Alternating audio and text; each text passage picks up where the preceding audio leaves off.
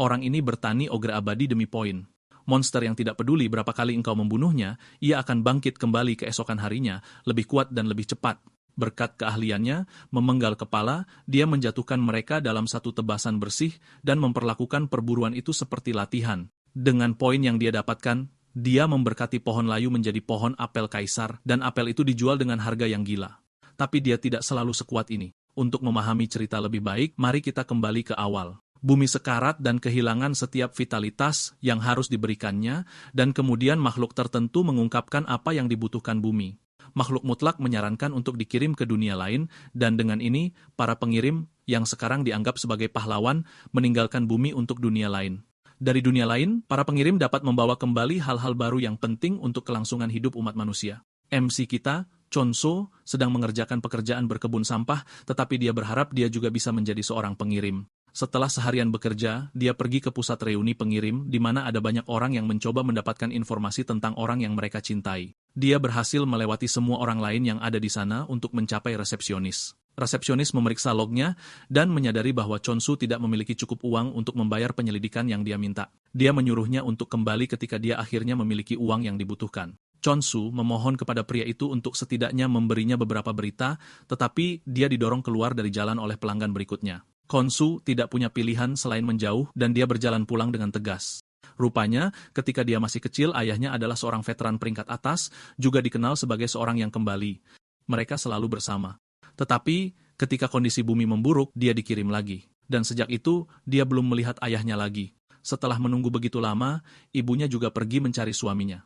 Tetapi pada akhirnya, Chonsu mendapati dirinya sendirian. Dia telah tumbuh begitu banyak sehingga kenangan yang dia miliki dengan mereka mulai memudar. Dia bahkan tidak bisa membayangkan wajah mereka dengan jelas lagi. Tiba-tiba, cahaya keemasan terang menyinari bagian luar apartemennya, meninggalkan gelombang besar yang membuatnya terbang ke dinding. Dia pingsan, dan ketika dia bangun, sudah berjam-jam. Peringatan berita darurat muncul di teleponnya, memperingatkan tentang turbulensi dan kilatan yang disebabkan oleh masuknya kembali seorang returni. Untuk memperburuk situasi, seorang returni peringkat S mengumumkan pengunduran dirinya, mengejutkan semua orang. Orang peringkat S berbicara tentang bagaimana dia gagal melindungi para pengirim yang menemaninya. Dia juga tidak bisa melindungi dewanya, dan pada akhirnya, dia kembali sendirian, sebuah kegagalan. Orang itu mengatakan dia tidak bisa lagi mengirim, karena dia telah kehilangan kemampuan dan kualifikasi untuk melakukannya. Rupanya, gempa bumi dan cahaya terang adalah hasil dari masuknya kembali dirinya. Dengan suara yang patah, orang itu mengumumkan pengunduran dirinya sambil meminta semua orang untuk melakukan yang terbaik untuk melindungi bumi. Ini pada dasarnya adalah berita buruk bagi semua orang, karena populasi bumi telah tumbuh di bawah 500.000, membuatnya sulit untuk meningkatkan pengirim peringkat tinggi. Chonsu tidak percaya bahwa orang itu gagal dalam misinya, dan dia juga pensiun dari itu. Saat itu, dia mendengar ketukan di pintu, dan dia bertanya-tanya siapa itu. Dia berdiri, dan dia berjalan ke pintu, bertanya-tanya mengapa dia mendapat kunjungan karena itu sangat tidak biasa. Dia membuka pintu dan mendengar suara memanggilnya, tetapi dia tidak melihat siapapun berdiri di pintu. Tepat ketika dia akan mulai percaya bahwa dia menjadi gila, suara itu mengarahkannya untuk melihat ke bawah. Chonsu menatap ke bawah untuk melihat kelinci, berbicara lucu, memegang perangkat tablet, dan menatapnya. Ini membuat Chonsu sangat takut sehingga dia jatuh di pantatnya, tetapi kelinci itu hanya melanjutkan bisnisnya, menanyainya apakah dia Chonsu. Kelinci itu kemudian menyuruh Chonsu untuk menenangkan sarafnya, karena dia membawa berita bagus untuknya. Kelinci itu tersenyum, memberi selamat kepada Chonsu, karena telah menjadi seorang pengirim. Chonsu terkejut mendengar ini, memaksanya untuk bertanya lagi kepada kelinci apakah dia tahu apa yang dia katakan. Kelinci itu mengakui bahwa Chonsu mungkin bingung, tetapi dia meyakinkannya bahwa itu tidak menghilangkan fakta bahwa dia telah dipilih. Karena Chonsu bertindak mencurigakan, kelinci itu menyarankan agar mereka pindah ke lokasi lain. Saat mereka berjalan melalui lorong yang tidak dikenal, kelinci itu bertanya kepada Chonsu apakah dia memiliki keterampilan khusus karena kebanyakan orang memiliki setidaknya satu. Chonsu kemudian menjawab bahwa dia adalah yang tertinggi di Liga Sampah, itulah sebabnya dia bahkan tidak memenuhi syarat untuk menjadi seorang pengirim. Namun dia cukup pandai memangkas pohon atau bunga. Kelinci itu terkejut sampai ke tulang-tulangnya ketika dia mendengar ini, dan Chonsu juga terkejut bahwa orang itu mendekatinya tanpa mengetahui bahwa dia tidak berharga. Kelinci itu kemudian menenangkan dirinya sendiri dengan mengatakan bahwa selalu ada alasan untuk segalanya. Dia meyakinkan Chonsu bahwa dia mungkin tidak berharga, tetapi itu tidak mengubah fakta bahwa dia terpilih. Chonsu benar-benar terpana karena dia tidak pernah menyangka akan menemukan dirinya di pusat pengiriman, yang berarti kesempatan akhirnya datang untuknya. Mereka tiba di pintu yang sangat besar, dan kelinci itu menyarankan agar mereka masuk ke dalam untuk melanjutkan percakapan mereka. Sebelum kelinci itu dapat melanjutkan apa yang dia katakan, Chansu telah mencapai pintu. Dia mencoba membuka pintu raksasa itu, tetapi karena alasan yang jelas, pintu itu tidak akan bergerak. Saat inilah kelinci itu dengan menjijikkan bertanya kepadanya apa yang dia lakukan dengan pintu itu. Kelinci itu mengatakan pintu masuk yang akan mereka gunakan berada di sebelah kanannya. Chansu tidak ingin mempercayai matanya ketika dia menyadari bahwa kelinci itu menunjuk ke pintu yang sangat kecil, yang merupakan ukuran yang sempurna untuk kelinci, bukan manusia sialan. Kelinci itu mengatakan dia tidak pernah memiliki masalah menggunakan pintu itu, dan Chansu terpaksa mengingatkannya bahwa dia adalah kelinci sialan. Percaya bahwa kelinci itu gila, Chansu mengatakan dia harus pergi, dan kelinci itu bertanya kepadanya apakah dia yakin dia membuat keputusan yang tepat. Kelinci itu mengingatkannya bahwa dia telah gagal dalam setiap tes yang telah dia ambil, tetapi pada akhirnya, kesempatan langka telah datang mengetuk pintunya. Kelinci itu bertanya kepadanya apakah dia pikir kesempatan seperti ini akan datang lagi dalam hidupnya. Kelinci itu mencoba memberitahu Chansu bahwa dia tidak mencoba memaksanya karena dia bebas untuk pergi jika itu yang benar-benar dia inginkan. Setelah mendengar ini, Chansu tidak punya pilihan selain merangkak melalui lorong kecil untuk mengikuti kelinci ke kantornya yang cerah dan rapi. Ini mengejutkan Chansu karena dia mengharapkan kantor yang kecil. Kelinci kemudian mengatakan kepadanya bahwa ada dunia yang cocok hanya untuknya. Chansu bingung dengan ini, bertanya apakah ada dunia yang berbeda yang cocok untuk setiap orang. Kelinci itu memberitahunya bahwa ada dunia yang disebut perebutan tanah tipe blok dan sedang ada acara yang sedang berlangsung. Mata Chansu berbinar kaget ketika dia melihat ini, dan kelinci itu berasumsi bahwa dia tahu tentang itu. Tetapi Chansu mengatakan ini adalah pertama kalinya dia mendengar tentang itu. Kelinci itu menyebutkan bahwa dunia itu paling dicari dalam beberapa hari terakhir. Rupanya, dunia memiliki fitur unik menerima perlindungan ilahi dari dewa. Chansu menjadi lebih tertarik ketika dia mendengar ini karena Returner juga menyebutkan dewa. Kelinci itu memperhatikan perubahan ekspresi, dan dia meyakinkannya bahwa memilihnya tidak ada hubungannya dengan acara baru-baru ini. Chansu kemudian bertanya kepada kelinci jenis dewa apa yang dia bicarakan, dan kelinci itu menyebutkan bahwa para dewa ditugaskan secara acak.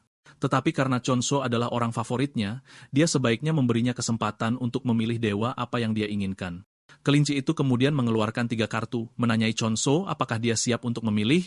Chansu bingung dengan ini karena dia bahkan tidak tahu kartu mana yang baik atau buruk. Kelinci itu mengingatkannya bahwa kesempatan ini mungkin tidak datang lagi, dan Chansu setuju dengannya. Mengingat ayahnya, Chansu kesal karena dia bahkan ragu-ragu sejak awal. Chansu kemudian memilih kartunya, dan representasi visual dewa muncul tepat di depannya, mengejutkannya. Ini membuatnya sangat ketakutan. Dan ketika dia menatap kartu yang dia pilih, dia menyadari bahwa itu adalah dewa negasi dengan tingkat 44%. Kelinci itu mendesaknya untuk tidak menjadi pengecut karena semua yang baru saja dilihatnya hanyalah efek dramatis. Dengan jantung yang hampir keluar dari tubuhnya, Chansu terpaksa bertanya dewa macam apa yang membutuhkan efek yang hampir mengirimnya ke alam baka. Selain itu, Chansu tidak berpikir dewa itu adalah pilihan yang tepat untuknya karena namanya saja sudah menimbulkan masalah. Chansu kembali berdiri dan dengan gugup bertanya kepada kelinci apakah ada kemungkinan dia bisa menarik kartu lagi. Kelinci itu meyakinkannya bahwa dia bisa, yang akhirnya mengejutkannya. Chansu dengan cepat menarik kartu itu, dan seperti sebelumnya dia menarik dewa negasi lagi. Chansu kesal, dan dia mulai berasumsi bahwa undian itu adalah penipuan karena tidak mungkin dia mendapatkan dewa yang sama setiap saat. Kelinci itu kemudian memberitahunya bahwa tidak ada yang salah dengan kartu-kartu itu. Chansu terkejut melihat kelinci itu mengubah ekspresinya, dan kemudian dia memberitahunya bahwa dia hanya memiliki satu kesempatan terakhir untuk menarik kartu. Dia mendesak Chansu untuk memilih dengan benar kali ini. Chansu frustrasi, dan dia berharap untuk memilih apa saja, yang pada dasarnya bukan dewa negasi. Dia menarik kartu lain, dan kali ini cahaya hijau terang muncul, dan wajah Chansu bersinar dengan harapan. Kali ini, dia menarik kartu, yang merupakan dewi kelimpahan, tetapi memiliki probabilitas kurang dari 1%. Dia hampir kehilangan minat ketika dia melihat representasi visual dewi, dan wah, dia sangat seksi. Bahkan kelinci pun bisa melihat imajinasi praktis di wajah Chansu. Kelinci itu tersenyum, bertanya kepada Chansu apakah dia ingin kesempatan lain. Ini mengejutkan Chansu karena orang itu benar-benar baru saja mengatakan kepadanya bahwa dia memberinya kesempatan terakhir. Chansu kemudian bertanya kepada kelinci, apa yang akan terjadi jika dia memutuskan kartu saat ini? Dan kelinci itu memberitahunya bahwa dia harus segera berangkat. Chansu terkejut mendengar ini, dan kelinci itu bertanya kepadanya apakah ada alasan baginya untuk ragu-ragu. Dia memberitahu Chansu bahwa dia memiliki kesempatan langka untuk beralih dari menjadi petugas pengiriman menjadi seorang returner. Kelinci itu mulai memenuhi kepalanya dengan imajinasi manis tentang bagaimana orang-orang akan merayakannya karena menjadi pahlawan. Kelinci itu memberitahunya bahwa menjadi petugas pengiriman akan memberinya kehidupan yang sangat baik, yang 10 kali lebih baik daripada yang sedang dia jalani saat ini. Chonsu menyadari bahwa kelinci itu sebenarnya benar karena hidupnya pada dasarnya tidak berharga sejak awal. Dia membuat keputusannya, dan sistem memberitahunya bahwa dia telah dipilih untuk melayani Dewi Kelimpahan. Gambar Dewi diperlihatkan kepadanya, dan itu persis seperti yang dia bayangkan di kepalanya. Chonsu tersenyum, percaya bahwa dia akan dapat melakukan apa saja jika dia bersama Dewi seperti itu. Chonsu kemudian bertanya kepada kelinci kemana dia harus pergi. Kelinci itu membuka portal, mengatakan bahwa inilah saatnya bagi mereka untuk pergi. Namun saat itu dia mendorong Chonsu langsung ke portal. Chonsu takut, bertanya kepada kelinci apakah benar-benar aman baginya untuk memasuki portal. Kelinci itu menggodanya bahwa portal itu indah, tetapi bagi Chonsu, dia menatap jebakan maut yang jelas. Meskipun demikian, dia tidak berniat untuk mundur karena dia berencana untuk menjadi sangat sukses untuk menunjukkan kepada para pembencinya bahwa mereka adalah sampah. Sementara dia sibuk memikirkan bagaimana dia akan menjadi sukses, kelinci itu mendorongnya ke dalam portal. Saat itu, sebuah suara memarahi kelinci karena secara langsung campur tangan dalam masalah ini, padahal dia tahu bahwa itu sangat dilarang. Kelinci itu menjawab bahwa mereka tidak punya pilihan karena Chonsu adalah satu-satunya yang bisa membantu. Saat tersedot ke dalam portal, Chonsu melihat layar pemuatan dan sebuah tip muncul, memberitahunya bahwa persentase itu menandakan ukuran faksi dewa. Ini mengejutkan Chonsu sampai ke tulang-tulangnya karena dia mengira persentase itu adalah probabilitas, tetapi ternyata sesuatu yang lebih buruk. Chonsu akhirnya berhasil mencapai dunia barunya dengan rasa sakit karena dia baru saja mengetahui sesuatu yang sangat penting. Dia melihat sekeliling untuk melihat bahwa di mana-mana tidak jauh dari tanah kosong. Selain Dewi yang tidak memiliki faksi, dia telah menemukan dirinya di tanah yang ditakdirkan. Melihat ini, air mata jatuh dari matanya, dan dia menyimpulkan bahwa dia sudah selesai. Chonsu mengharapkan tanah yang berlimpah, tetapi semua yang dia tatap hanyalah tanah kosong. Jendela sistem muncul lagi, menyambut Chonsu ke dunia penggalian. Dikatakan kepada Chonsu bahwa dia adalah Rasul Dewi, dan dia diharuskan untuk mengamankan sebanyak mungkin hak atas tanah melalui penggalian. Sebelum dia mulai melakukan apapun, dia berpikir untuk melihat-lihat terlebih dahulu. Dia menemukan bahwa dia perlu menemukan Dewi, dan dia tiba-tiba bertemu dengan sabit tua yang lusuh. Dia bertanya-tanya, apakah seseorang menggunakannya dan kemudian membuangnya. Karena dia seorang tukang kebun, sabit itu sangat cocok dengan tangannya. Tiba-tiba, dia merasakan kehadiran yang luar biasa di belakangnya, dan rasa takut mencengkeramnya bahwa seekor monster akan segera memakannya. Rasa takut merayapi tubuhnya ketika dia menyadari bahwa dia bahkan belum bertemu dengan Dewi, dan seekor monster akan menjadikannya sebagai makanan. Chonsu menyimpulkan bahwa kematian adalah hal terakhir yang dia inginkan saat ini. Dia memutuskan untuk mengancam monster itu dengan mengayunkan sabitnya.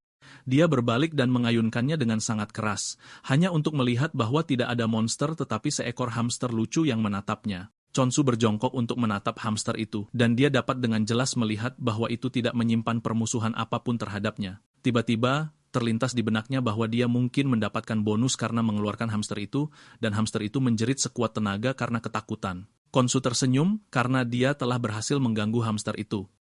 Dia memutuskan untuk membiarkannya hidup selama itu tidak menyebabkan masalah baginya. Tiba-tiba, hamster itu berbalik untuk pergi. Hamster itu berhenti di kejauhan, memberi isyarat kepada Chonsu untuk mengikutinya. Chonsu kemudian mengejar hamster itu, yang cukup cepat untuk ukurannya. Chonsu bertanya-tanya kemana mereka pergi sampai mereka mencapai sebuah aliran, di mana Chonsu tidak membuang waktu untuk mengambil air ke dalam botolnya untuk diminum. Dia merasa sangat segar, dan dia bertanya kepada hamster itu apakah dia tahu di mana Dewi itu tinggal. Hamster itu mencoba meresponsnya, tetapi teknik komunikasi mereka berbeda satu sama lain. Hamster itu terus bergerak lagi, dan Chonsu mengikutinya, menunggu untuk melihat kemana hamster itu membawanya. Beberapa saat kemudian, mereka tiba di sebuah pohon besar yang telah mengering seperti pohon-pohon di bumi. Chonsu menginjak ginseng yang diukir, mengejutkannya. Dia bertanya-tanya apa yang dilakukan ginseng di tempat yang lusuh seperti itu, tetapi hamster itu tiba-tiba merebut ginseng itu dari Chonsu. Chonsu bingung karena dia percaya bahwa ginseng itu untuk hamster.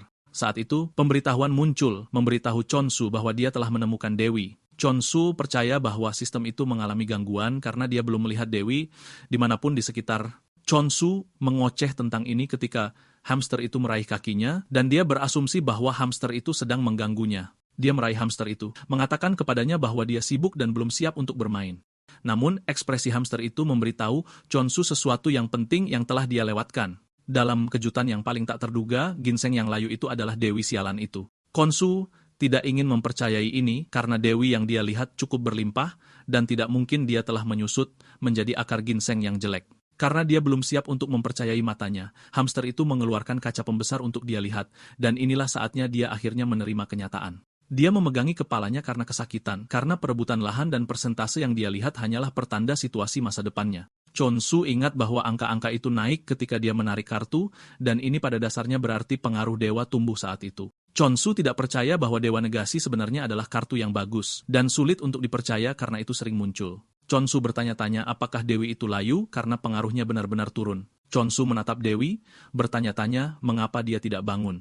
Dia mulai takut bahwa dia telah benar-benar membunuh Dewi ketika dia menginjaknya, tetapi hamster itu hanya menatapnya seperti orang bodoh. Kemudian terlintas di benak Chunzu bahwa dia mungkin bisa membuat Dewi itu bangun jika dia memberinya air. Dia menuangkan air padanya, dan secara mengejutkan, efek hijau cerah muncul dari tubuh ginseng. Ini memberitahu Chunzu bahwa air itu bekerja, dan dia melanjutkan untuk memberinya lebih banyak air. Dia menenggelamkan Dewi di dalam air, yang pada akhirnya memulihkan indera sang Dewi. Sang Dewi hampir tenggelam dalam air, dan dia mulai berharap Chansu akan berhenti sebelum terlambat. Sang Dewi akhirnya hidup kembali, dan Chansu merayakan keterampilan CPR agresifnya. Hamster itu juga senang tuannya hidup kembali. Saat itu, Khonsu membungkuk kepada Dewi, menawarkan salamnya dan mengatakan kepadanya bahwa dia adalah rasulnya. Sang Dewi berhasil duduk untuk melihat rasulnya. Chonsu benar-benar bingung tentang apa yang harus dilakukan, sampai notifikasi jendela muncul, memberitahunya bahwa dia bisa menjadi lebih kuat dengan menggunakan keterampilannya. Chonsu terkejut karena dia tidak tahu bahwa ada keterampilan yang tersedia untuknya. Dia melihat salah satu keterampilan, yaitu berkat Dewi. Dan meskipun tidak ada deskripsi tentang apa yang dilakukan keterampilan itu, Khonsu berasumsi bahwa itu untuk membuat tanaman menjadi indah. Saat itu, dia menerapkannya, dan dia menyadari bahwa berkat itu disebut pemenggalan kepala. Ini mengejutkan Chonsu, karena pemenggalan kepala pada dasarnya berarti memotong kepala. Dia tidak ingin membayangkan dirinya memotong kepala, hanya untuk menjalani kehidupan yang berlimpah. Namun, dia menyimpulkan bahwa tidak mungkin Dewi Kelimpahan akan memberinya keterampilan yang begitu keras. Chonsu menoleh ke Dewi untuk bertanya apakah dia benar-benar ditakdirkan untuk memenggal kepala seseorang, dan reaksi Dewi itu hanya membingungkannya. Dia kemudian menyimpulkan bahwa tidak ada jalan lain selain memenggal kepala seseorang. Chonsu mulai memikirkan beberapa hal yang mungkin terjadi, dan kemudian tiba-tiba terlintas di benaknya bahwa hamster mungkin sudah siap untuk dipenggal. Hamster itu sibuk merayakan kebangkitan Dewi, tidak menyadari bahwa Chonsu sedang menatapnya dengan mata paling jahat yang pernah ada. Hamster itu berbalik untuk melihat Chonsu bersenjata lengkap dan siap mengubahnya menjadi dua bagian. Tepat sebelum sabit dapat mengenai, hamster itu melarikan diri. Chonsu melanjutkan pengejarannya dan menyadari bahwa tidak ada jalan keluar, hamster itu bersembunyi di belakang Dewi. Chonsu dengan tenang memberitahu hamster bahwa dia tidak senang dengan apa yang akan dia lakukan, tetapi itu semua demi Dewi. Tiba-tiba hamster dan Dewi mulai panik. Dan ketika Chonsu berbalik, dia melihat makhluk mengerikan berdiri di belakangnya. Chonsu juga memperhatikan bahwa hamster telah melompat di depan Dewi, dan saat inilah dia menyadari bahwa hamster itu ternyata bukan monster. Chonsu mengakui kesalahannya dan menyadari bahwa dia harus menebus kesalahannya dengan mengalahkan monster yang sebenarnya berdiri di depannya. Namun, pertanyaan apakah dia bisa melakukannya tetap menjadi hal yang penting. Meskipun demikian, Chonsu adalah pria pemberani dan dia menyerbu monster itu dengan sabit di tangan. Dan berkat keterampilan pemenggalan kepala, dia dapat melihat dengan tepat di mana dia harus memotong. Dia mengaktifkan keterampilan memenggal kepala, dan dia melompat ke arah monster itu, mengayunkan sabit dengan sangat keras, sehingga menjatuhkan monster itu dalam satu serangan. Hamster dan Dewi itu terkejut saat melihat ini. Chonsu dengan santai kembali ke Dewi seolah-olah dia tidak melakukan sesuatu yang sangat gila. Chonsu kemudian membungkuk kepada hamster karena mengira dia sebagai monster, dan hampir mengirimnya 6 kaki di bawah tanah. Dia meminta hamster untuk memaafkannya, dan hamster itu tersenyum sebelum memberi Chonsu acungan jempol untuk memberitahu dia bahwa dia tidak menyimpan dendam padanya. Chonsu senang melihat ini dan dia memberi nama pada hamster itu, Hamstol. Nama itu terdengar sangat bagus bagi hamster sehingga ia mulai tersipu malu karenanya. Saat itu, notifikasi Windows muncul lagi, memberitahu Khonsu bahwa kepala monster itu akan secara otomatis diangkut karena efek keterampilan tersebut. Saat inilah Chonsu akhirnya mengetahui nama monster yang dia bunuh, yaitu Ogre Abadi. Karena dia telah mengalahkan satu Ogre, jumlah pembunuhan juga muncul untuk menunjukkan kepadanya bahwa dia dapat membunuh sebanyak yang dia inginkan. Khonsu terkejut bahwa monster itu dikenal sebagai Ogre Abadi, padahal sebenarnya tidak ada yang abadi tentangnya. Sistem muncul dengan notifikasi lain, memberitahu Khonsu bahwa persembahan yang diangkut sekarang menjadi milik Dewi. Khonsu menoleh untuk melihat Dewi, dan dia menyadari bahwa Dewi itu menjadi lebih segar dari sebelumnya. Terlintas di benak Chonsu bahwa jika dia terus bekerja keras dan melenyapkan monster, itu pada gilirannya akan membantu Dewi kembali ke bentuk terbaiknya. Termotivasi untuk melihat tubuh panas Dewi, Khonsu berlari untuk mencari lebih banyak monster untuk dibunuh. Dia segera bertemu dengan sekelompok ogre abadi. Dia mendapat tip lain bahwa ada poin yang tidak teridentifikasi yang hanya dapat digunakan oleh sistem dunia, yang berarti bahwa poin tersebut tidak dapat diperdagangkan antar individu. Chonsu terkejut karena dia tidak tahu kapan dia memperoleh poin-poin itu. Meskipun demikian, itu adalah hal yang baik baginya, dan dia menyadari bahwa menyingkirkan para ogre adalah hal berikutnya dalam daftarnya. Chonsu senang bahwa dia dapat menggunakan keterampilan pemenggalan kepala, karena itu membuatnya mudah membunuh para ogre. Khonsu berlari menuju para ogre, mengaktifkan keterampilan pemenggalan kepala, dan dia menebang mereka hanya dengan satu ayunan. Tip lain muncul, memberitahunya bahwa dia dapat memperoleh poin dengan membunuh monster. Chonsu melihat ini sebagai lampu hijau untuk membunuh sebanyak mungkin monster, karena sistem baru saja memberinya lampu hijau. Chonsu telah mengalahkan 4 ogre abadi, dan dia berpikir untuk membunuh sekitar 100 hanya untuk merasakannya. Setelah mengalahkan gelombang monster pertama, Hamstal merayakan di bahu Chonsu, seolah-olah dialah yang mengalahkan monster-monster itu. Khonsu kemudian bertanya mengapa monster itu disebut ogre abadi, padahal mereka mati terlalu mudah untuk sesuatu yang seharusnya abadi. Karena tidak ada yang dapat menjawab pertanyaannya, dia menyadari bahwa dia akan mendapatkan jawaban atas pertanyaannya jika dia terus mengalahkan monster-monster itu. Chonsu kembali ke pohon untuk menemukan Dewi yang terlihat lebih cantik dari sebelumnya. Chonsu tersenyum karena efeknya datang lebih cepat dari yang dia kira. Dia bersemangat untuk melihat Dewi kembali ke bentuk aslinya. Sang Dewi kemudian menunjuk ke pohon besar itu, membuat Chonsu bingung tentang apa yang seharusnya dia lakukan. Kemudian terlintas di benaknya bahwa Dewi itu meminta untuk diangkat ke pohon.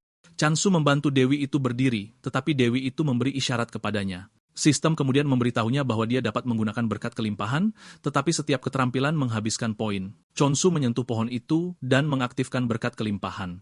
Dia menuangkan semua poin keterampilannya ke dalamnya, dan dengan bantuan keterampilan itu, dia membuat pohon itu berlimpah lagi. Pada saat dia selesai, dia terkejut melihat bahwa pohon itu adalah pohon apel, dan ada apel yang tergantung di mana-mana. Dia memetik salah satu apel yang terlihat sangat besar.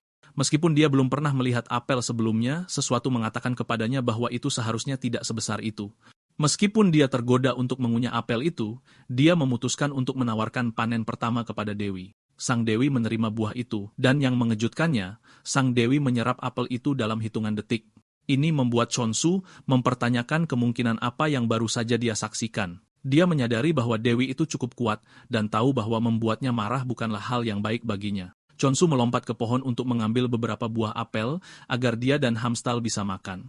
Chonsu menyadari bahwa dia harus cukup kuat, karena Dewi yang dia layani bukanlah orang yang suka bercanda. Chonsu mengunyah apel itu, dan dia terkejut betapa lezatnya itu. Saat dia diam-diam menikmati sarapan apelnya, Sang Dewi, di sisi lain bertanya-tanya bagaimana Chonsu bisa mengalahkan beberapa monster dalam satu hari. Selain itu, dia mampu menghidupkan pohon raksasa seperti itu hanya dalam sehari. Perasaan dingin menjalar ke tubuh Sang Dewi, saat dia mulai bertanya-tanya dari mana anak laki-laki mengerikan seperti Khonsu muncul. Menyelami lebih dalam kisah masa lalu kelimpahan, dia bertanggung jawab atas makanan, dan dia adalah kekuatan yang harus diperhitungkan karena produk pertanian berkualitas tinggi yang dia tawarkan. Namun, ketika Dewa Korupsi mulai menyerap faksi lain, Abundance tidak punya pilihan selain melarikan diri karena kekuatan korupsi semakin besar. Untuk bertahan hidup, Abundance meninggalkan perdagangannya dan beralih berburu monster, tetapi pasukannya tidak cocok untuk pertempuran. Karena itu, mereka tidak bisa memenangkan satu pertempuran pun, dan sebagai upaya terakhir, mereka memodifikasi keterampilan mereka untuk membuat sesuatu yang lain. Namun, ini tidak menjamin kelangsungan hidup Abundance. Pada dasarnya, keterampilan memenggal kepala yang Chonsu pikir untuk memenggal kepala monster sebenarnya adalah keterampilan untuk membantu bawahan Abundance membawa kembali kepala hewan atau monster mati. Karena bawahannya buruk dalam pertempuran, mereka hanya bisa melakukan yang terbaik. Hanya dengan menatap Chonsu, Sang Dewi lumpuh karena ketakutan karena dia benar-benar berbeda dari apa yang dia bayangkan. Dia bertanya-tanya mengapa Chonsu memilihnya, tetapi meskipun demikian, dia sampai pada kesimpulan bahwa Chonsu sekarang menjadi miliknya. Chonsu mencoba mendapatkan buah apel lain ketika Sang Dewi menempel di kakinya, dan ini menakutkan Chonsu yang percaya bahwa Sang Dewi mencoba menyerapnya. Tetapi Sang Dewi hanya mencoba memeluknya untuk berterima kasih atas segalanya sejauh ini. Kemudian, Sang Dewi tertidur, dan Khonsu membaringkannya di altar untuk tidur, tetapi guntur keras menyambar entah dari mana. Khonsu khawatir ini akan membangunkan Sang Dewi, tetapi yang mengejutkannya, Sang Dewi tetap tertidur lelap. Saat itu, Chonsu menyadari bahwa apel saja tidak akan membuatnya kenyang. Dan pada saat itu, sistem memberitahunya bahwa acara pengiriman sekarang sedang berlangsung. Chonsu terkejut melihat bahwa hal seperti ini ada. Namun, untuk melakukan pengiriman, dia harus dapat menghubungi mereka yang ada di bumi. Namun, dia memperhatikan bahwa Hamstel juga lelah dan dia membaringkannya di samping sang dewi.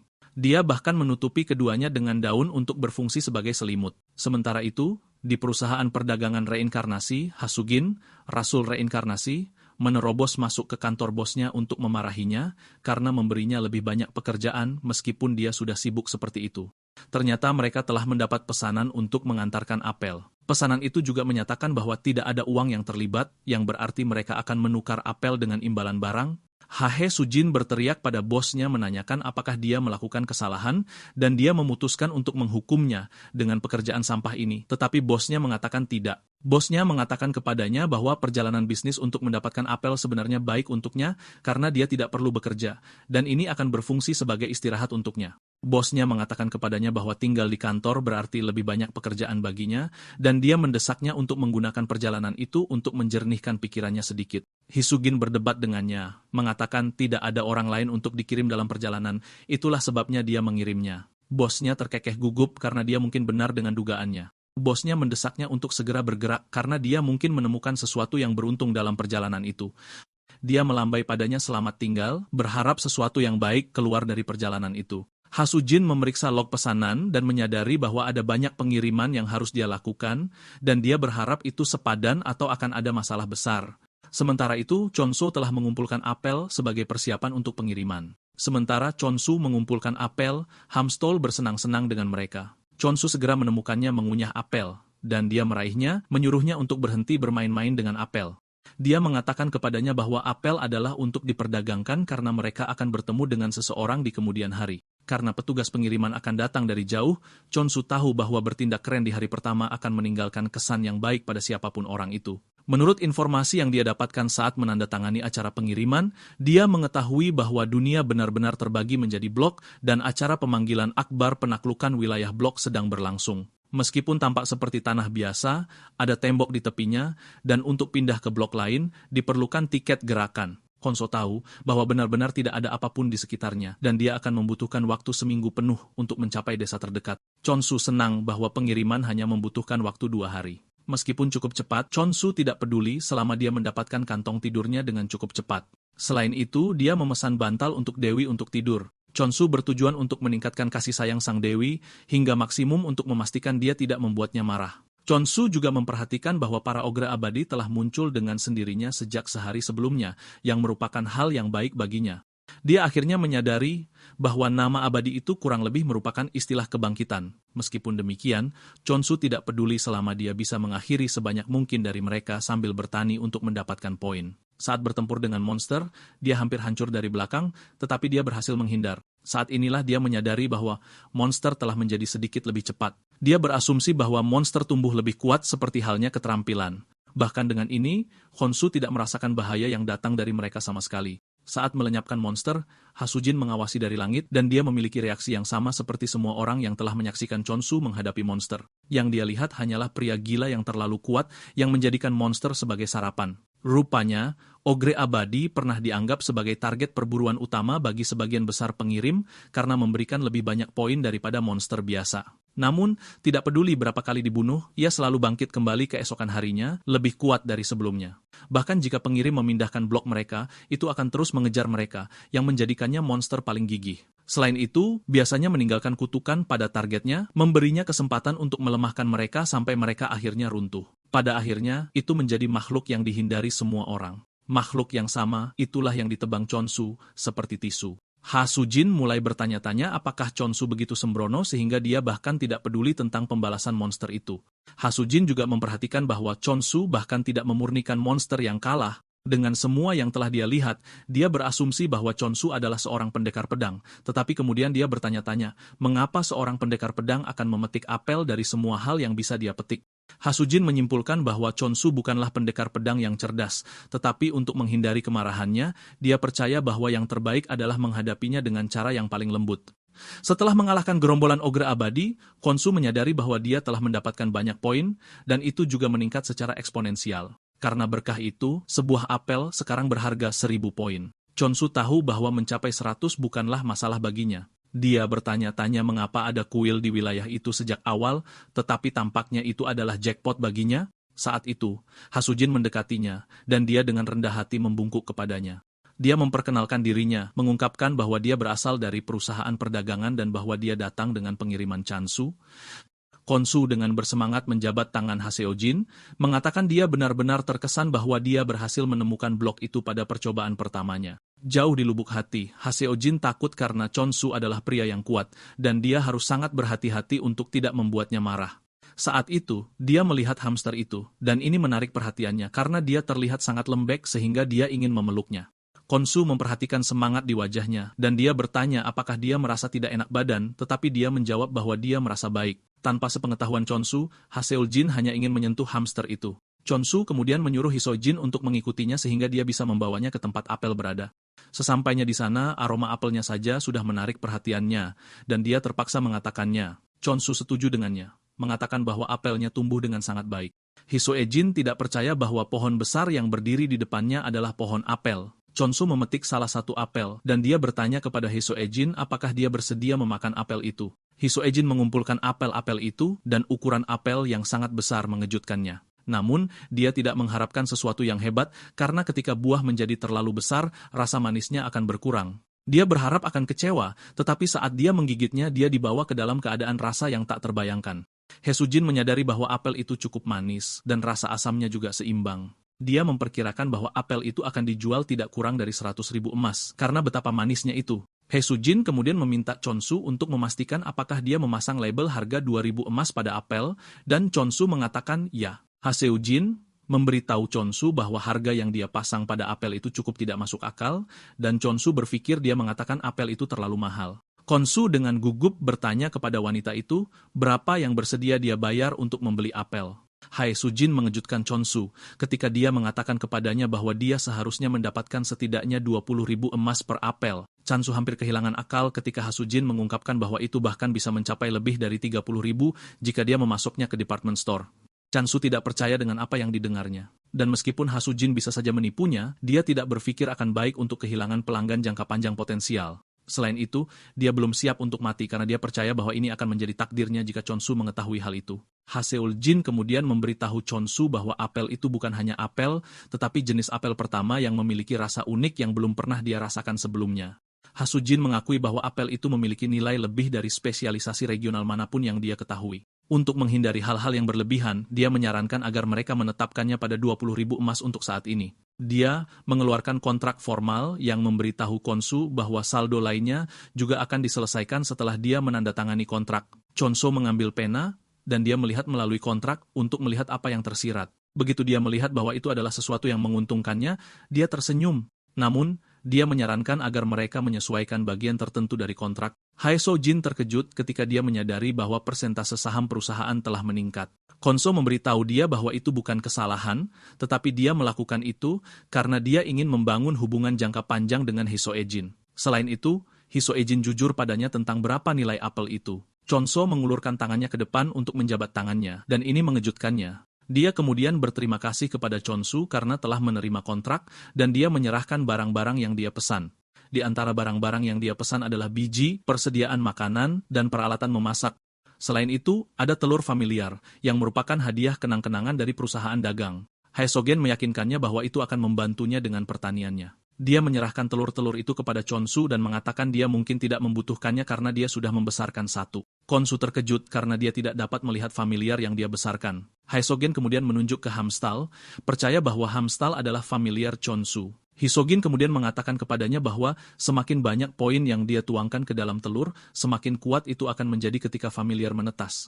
Namun, dia mendesaknya untuk berhati-hati karena jika dia berlebihan, telur akan pecah yang menyebabkan kegagalan otomatis. Dia menambahkan bahwa Chonsu harus berhenti begitu telur mulai bergetar. Setelah instruksi, Khonsu memberitahu Haesujin bahwa dia mungkin harus mencobanya untuk mendapatkan nuansa yang sempurna untuk itu. Haesujin bertanya tentang perkiraan panen dan jadwal untuk apel, dan Chonsu mengatakan 1 hari sudah cukup. Ini mengejutkan Haesujin, karena mereka akan mendapatkan persediaan apel setiap hari. Setelah percakapan singkat, panjang, dan membosankan mereka menyelesaikan jadwal, angka, dan tanggal kunjungan. Setelah semuanya diurutkan, mereka menyimpulkan bagian pertama dari kesepakatan mereka. Setelah Hasujin pergi, Khonsu berjalan ke Dewi untuk berterima kasih padanya, karena tetap tersembunyi ketika Hasujin ada di sekitar. Khonsu melihat persediaan yang dia dapatkan dan tidak percaya bahwa penjualan apel menguntungkan. Meskipun demikian, dia tahu bahwa dia berutang semuanya kepada Dewi. Saat itu, dia melihat Dewi memeluk telur-telur itu dan dia menyadari bahwa dia mungkin harus menetaskan telur-telur itu lebih cepat. Namun dia akan membutuhkan lebih banyak poin jika dia akan melakukan ini. Untuk melakukan ini, dia menyadari bahwa membunuh lebih banyak monster adalah jalan ke depan. Khonsu bangga dengan bagaimana segala sesuatunya telah berjalan sejauh ini, tetapi dia tidak cukup delusi untuk tidak tahu bahwa akan ada kesulitan di depan. Bahkan dengan pemikiran ini, Khonsu tidak takut karena dia dibangun untuk menghadapi tantangan. Ketika Hae Sojin kembali ke perusahaan dagang, dia memberitahu bosnya semua yang dia lihat. Dia memberitahu bosnya bahwa Shisun pasti orang Korea, tetapi dia berasumsi bahwa dia adalah anggota faksi tempur. Bosnya terkejut bahwa orang yang berorientasi pada pertempuran mampu membesarkan apel yang begitu baik. Haseul Jin mengungkapkan bahwa Khonsu menjatuhkan monster mayat hidup hanya dengan sabit berkarat dan dia hanya menargetkan kepala mereka. Bos Haeso Ejin percaya bahwa pria itu mungkin bertujuan untuk menjadi ahli pedang dengan menempatkan dirinya dalam situasi yang sulit, seperti yang dilakukan seorang pria bernama Rohan.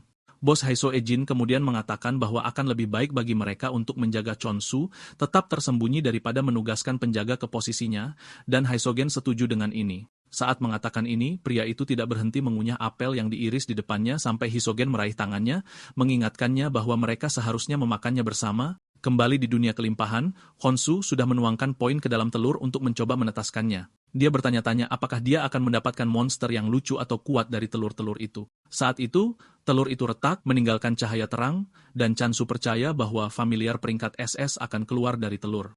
Seluruh senyum Chansu memudar ketika dia melihat seekor anak ayam keluar dari telur. Dia tidak percaya bahwa semua hype itu hanya untuk ayam besar ketika dia berharap untuk mendapatkan seorang pekerja. Dia mulai bertanya-tanya apa yang harus dilakukan dengan anak ayam itu, dan hal pertama yang terlintas di benaknya adalah membesarkan anak ayam itu untuk memakannya. Namun dia ragu-ragu karena dia tidak bisa hanya memasak dan memakan anak ayam yang telah dia tuangkan 120.000 poin ke dalamnya. Karena dia berusaha untuk tidak terlalu terikat, dia memutuskan untuk memberinya nama Ari. Tepat ketika dia mencoba untuk berkenalan dengan Ari, telur yang lain mulai menetas juga. Sama seperti sebelumnya, Khonsu bersemangat karena dia percaya bahwa ini akan keluar menjadi seorang pekerja. Namun, wajahnya hancur dalam kekecewaan ketika seekor babi muncul dari telur, dan Khonsu tidak membuang waktu untuk memberi babi itu nama Doji. Khonsu sangat kecewa, membuatnya bertanya-tanya mengapa dia hanya mendapatkan bahan-bahan saja. Dia diberitahu bahwa dia akan mendapatkan familiar, tetapi pada titik ini, dia berpikir dia telah ditipu. Saat itu, Ari dan Doji berjalan ke Dewi untuk menyapanya, dan Dewi mendesak keduanya untuk memaafkannya karena gagal melindungi mereka sampai akhir. Keduanya juga meminta maaf karena tidak dapat melayani Dewi mereka seperti yang seharusnya mereka layani. Dewi menghargai kejujuran mereka, tetapi mengatakan kepada mereka bahwa ada sesuatu yang perlu mereka waspadai, dan ini adalah rasulnya. Dia memberitahu keduanya bahwa Khonsu tidak tahu bahwa mereka adalah pengikutnya, dan dia mungkin akan menjualnya jika mereka terbukti tidak berguna baginya. Lebih buruk lagi, dia bahkan mungkin memakannya, dan keduanya dapat merasakan aura menakutkan yang datang dari Chansu yang membuat klaim Dewi itu valid. Dewi mendesak keduanya untuk bersikap sebaik mungkin sampai Chansu dapat memperoleh keterampilan komunikasi. Keduanya setuju dengan Dewi, mengatakan bahwa akan lebih baik bagi mereka untuk hanya mengamati seperti apa adanya. Keesokan paginya, Khonsu keluar seperti biasa, dan target utamanya adalah monster mayat hidup. Doji dan Ari bangun pagi-pagi untuk mendengar keributan di mana-mana. Rasa kantuk menghilang dari mata mereka saat melihat Khonsu berlarian menebang monster mayat hidup. Saat itulah akhirnya mereka berdua menyadari bahwa Khonsu cukup berbahaya, dan Sang Dewi tidak bercanda ketika menyuruh mereka untuk bersikap sebaik mungkin. Ari memberitahu Doji bahwa Khonsu menatap mereka dengan cara yang aneh, dan Doji panik ketika mengingat hal ini. Tepat saat dia selesai mengeluarkan monster mayat hidup, Ari dan Doji muncul dengan handuk di kepala mereka. Mereka memuji Khonsu atas kerja kerasnya dan menyuruhnya untuk membersihkan diri dengan handuk.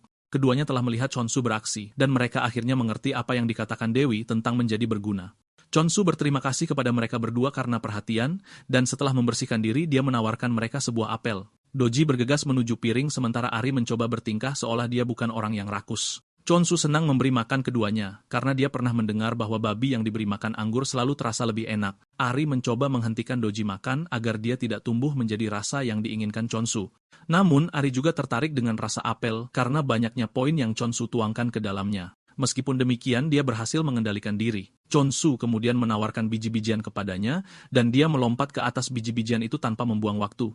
Baginya, dia membuat keputusan yang tepat karena dia tidak akan pernah tumbuh menjadi ayam goreng seperti Doji. Setelah ini, Khonsu beralih ke bertani. Dia menyuruh Doji menggali tanah, sementara Ari menanam biji kacang hitam. Chonsu kemudian menutupi tanah dan memberi biji-bijian air sebelum menambahkan berkat kelimpahan. Dalam waktu singkat, Chonsu memiliki pertanian dengan tanaman sehat yang menutupi. Khonsu memegang salah satu biji di tangannya, dan saat Ari melihat biji itu, dia mengincarnya.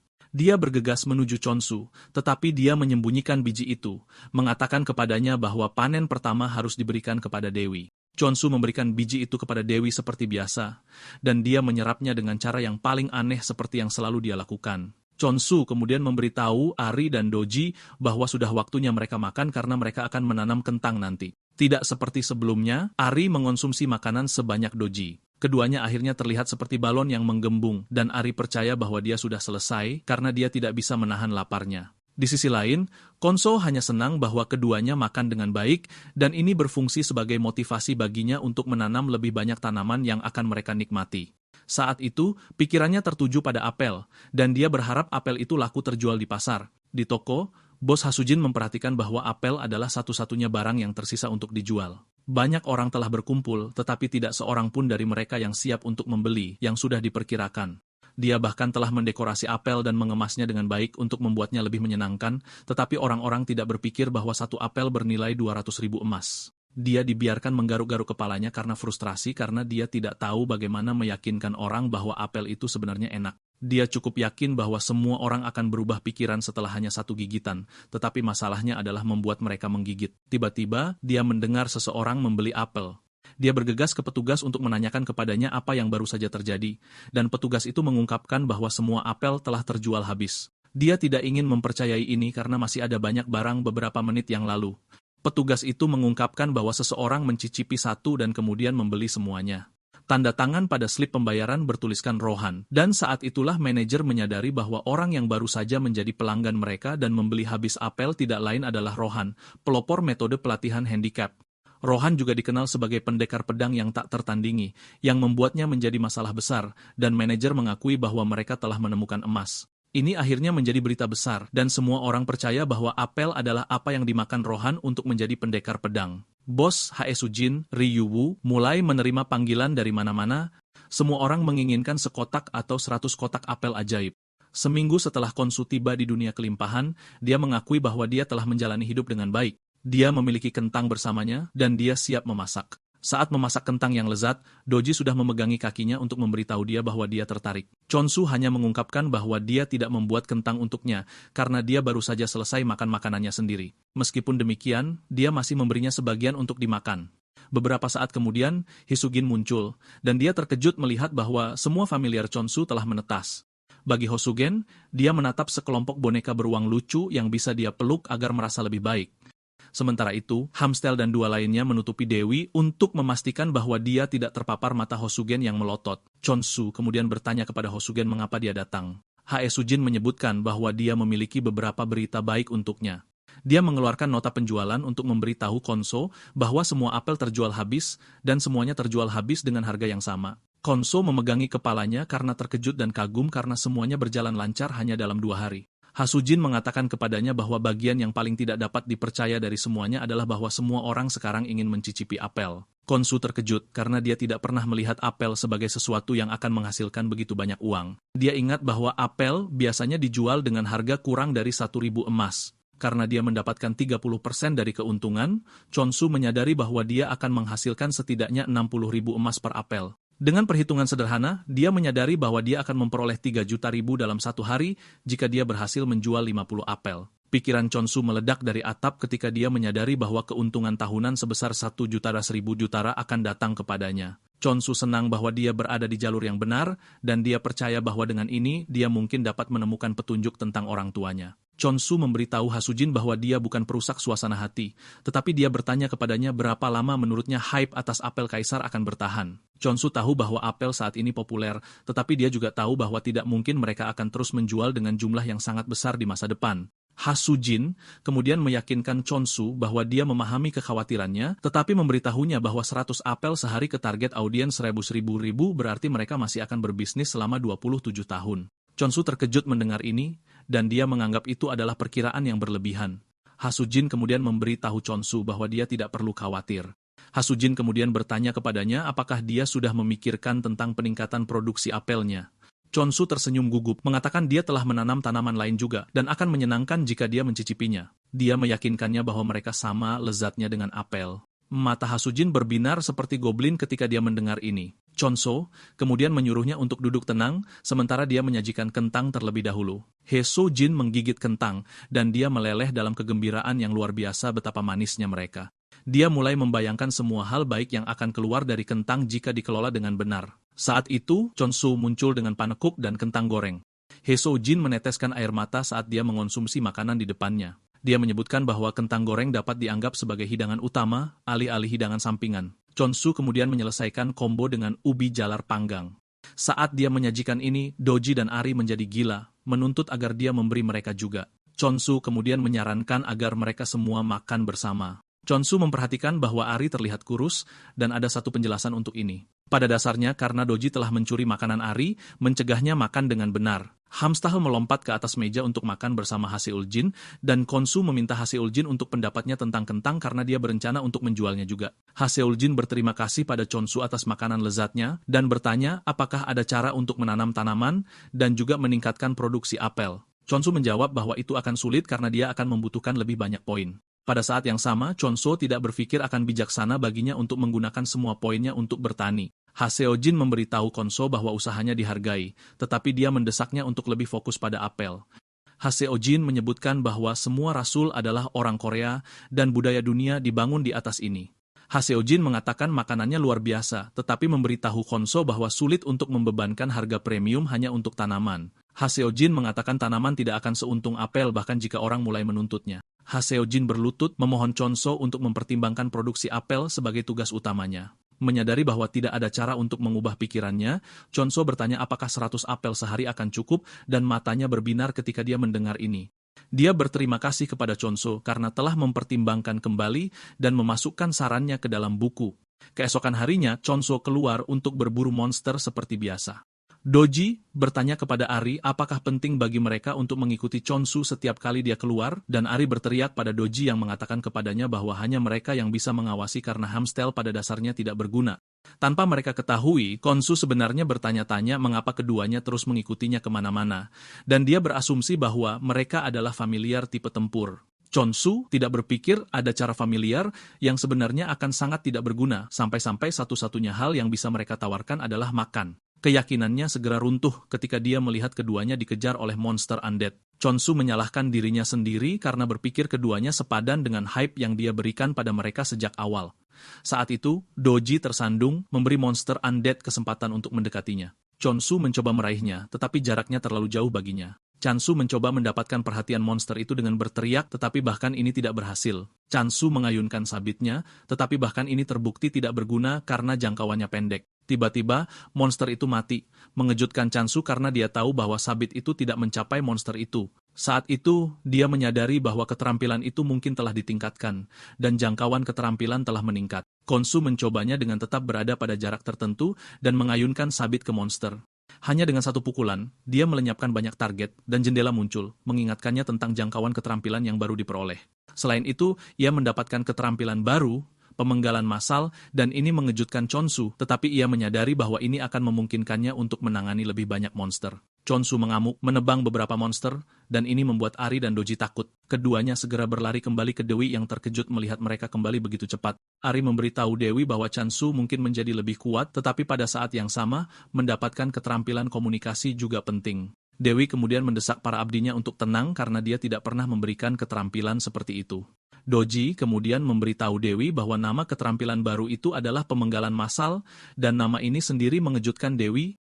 Ketakutan merayapi tubuhnya saat dia memikirkan hal ini, karena ini adalah pertama kalinya dia mendengarnya. Bahkan Dewi tidak tahu orang seperti apa Chonsu saat ini. Dia berasumsi bahwa dia adalah malaikat maut yang dikirim dari neraka. Saat itu, Dewi memberitahu keduanya bahwa dia mungkin benar-benar memiliki gagasan tentang apa yang terjadi. Doji mendengar ini, dan kepalanya menjadi sangat aktif, percaya bahwa Dewi benar-benar orang yang menganugerahkan keterampilan itu kepada Chonsu. Ahri terpaksa menampar Doji karena sangat bodoh, dan dia menyuruhnya untuk mendengar apa yang dikatakan Dewi sebelum mengeluarkan ide-ide sampahnya. Ahri kemudian bertanya kepada Dewi apa yang menurutnya terjadi, dan Dewi menjawab bahwa keterampilan Rasul telah berevolusi. Dewi menyebutkan bahwa keterampilan pemenggalan adalah versi modifikasi dari keterampilan panen. Dia mengingatkan mereka bahwa keterampilan yang berevolusi memungkinkan pengguna untuk terlibat dalam berbagai panen, sama seperti Dewi berpikir bahwa keterampilan Chonsu telah berevolusi menjadi pemenggalan massal.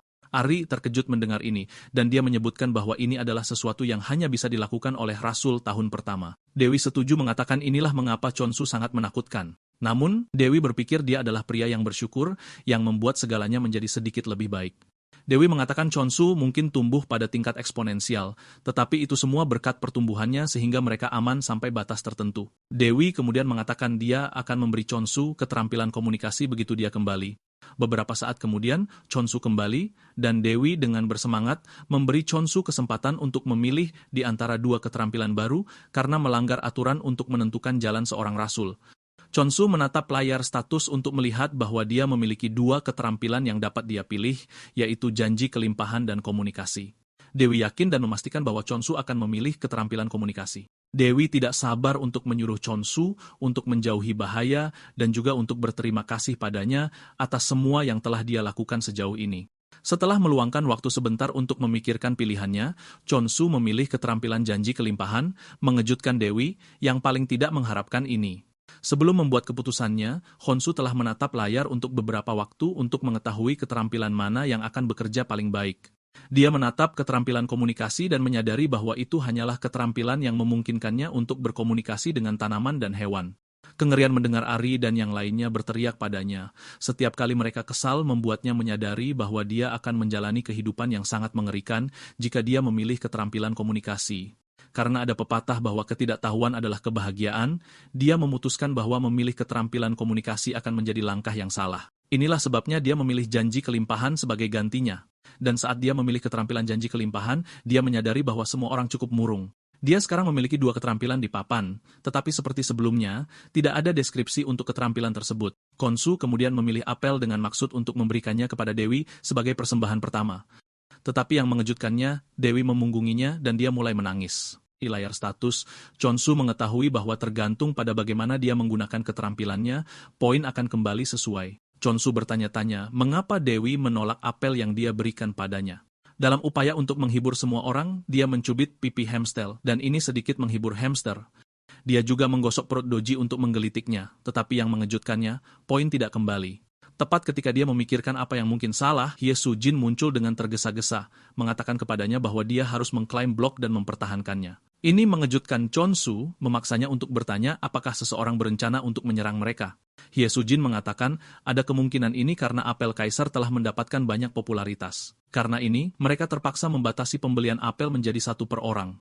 Dan bahkan dengan ini, lebih dari 5.000 orang telah membuat reservasi. Angka-angka itu mengejutkan Chonsu, dan Hye Soo-jin menambahkan bahwa orang-orang yang memesan mengatakan mereka bahkan tidak peduli kapan apel tiba selama mereka mendapatkannya di beberapa titik. Wajar saja, karena betapa populernya apel itu, akan ada penjara yang akan mulai menargetkan apel dan blok tersebut. Lebih buruk lagi, blok Chonsu berada di luar zona otoritas, yang berarti tidak ada perlindungan terhadap kejahatan.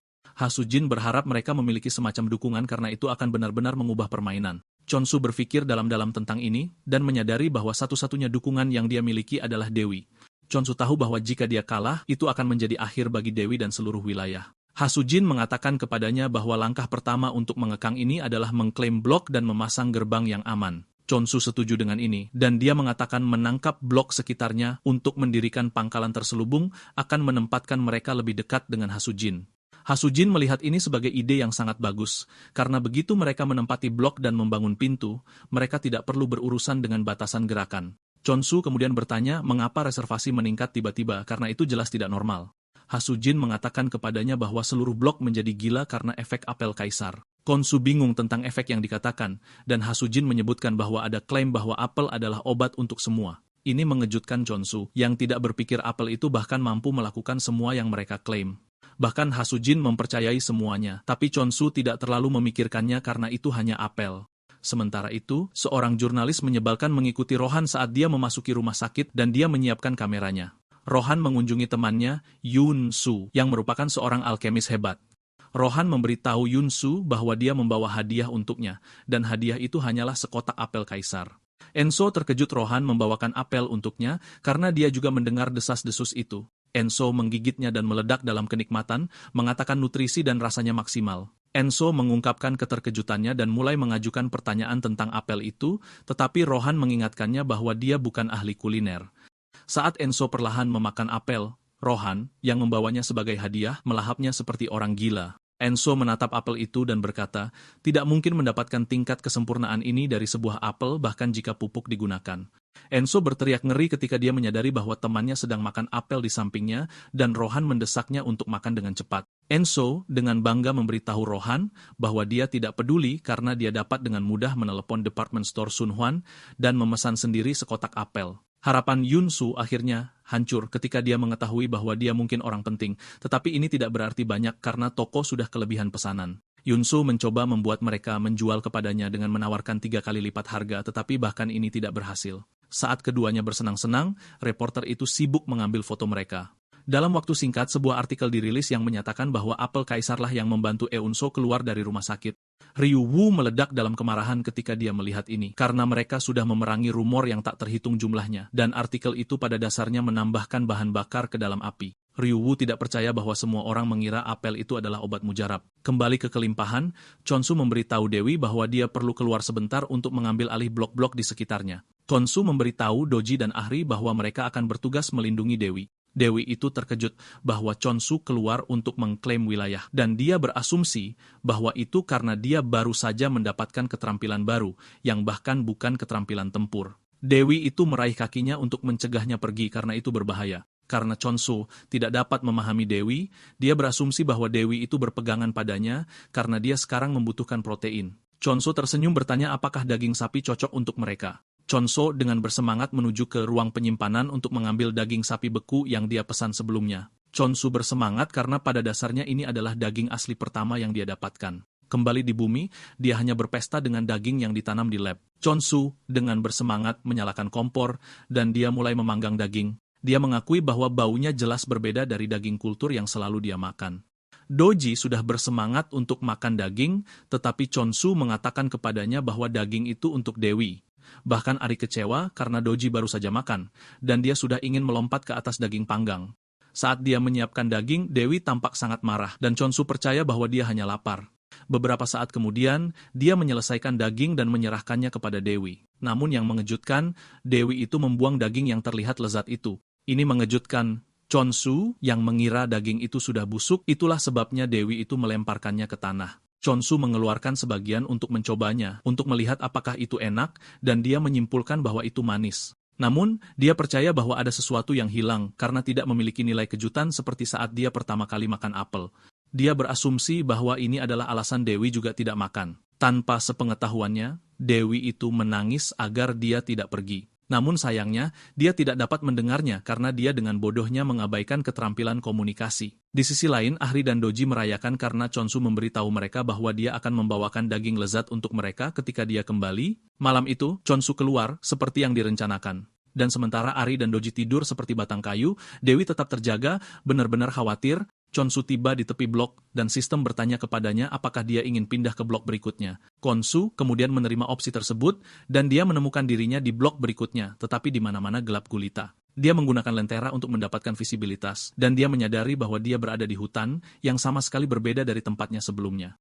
Tiba-tiba, segerombolan monster terbang menyerbu ke arah lokasinya, dan karena mereka terlalu kecil, Chonsu melarikan diri. Mereka sangat kecil, sehingga dia bahkan tidak bisa menargetkan leher mereka, dan dia menyadari bahwa berlari kembali ke tempat asalnya adalah pilihan terbaiknya. Tiba-tiba, monster undead menyeberang dari blok lain. Chonsu terkejut melihat mereka, tetapi sebelum dia dapat melakukan gerakan kekerasan, dia menyadari bahwa monster itu ada di sisinya. Karena dia tidak dapat mendengar mereka, dia tidak tahu bahwa monster undead siap untuk melindunginya dari monster lain, karena mereka percaya bahwa hanya mereka yang memiliki hak untuk membunuh Chonsu. Untuk memastikan bahwa mereka dapat menjunjung tinggi ini, mereka siap untuk melindunginya. Monster undead kemudian langsung menuju serangga untuk mulai memusnahkan mereka, memberi Chonsu kesempatan untuk mundur kembali ke bloknya sendiri. Saat itu, sistem memberitahunya bahwa dia telah mendapatkan poin bonus dari mengalahkan monster yang berevolusi. Ini mengejutkan Chonsu karena dia pada dasarnya mendapatkan poin dari monster yang dikalahkan oleh monster abadi. Chonsu tersenyum jahat karena dia agak menemukan tambang emas poin.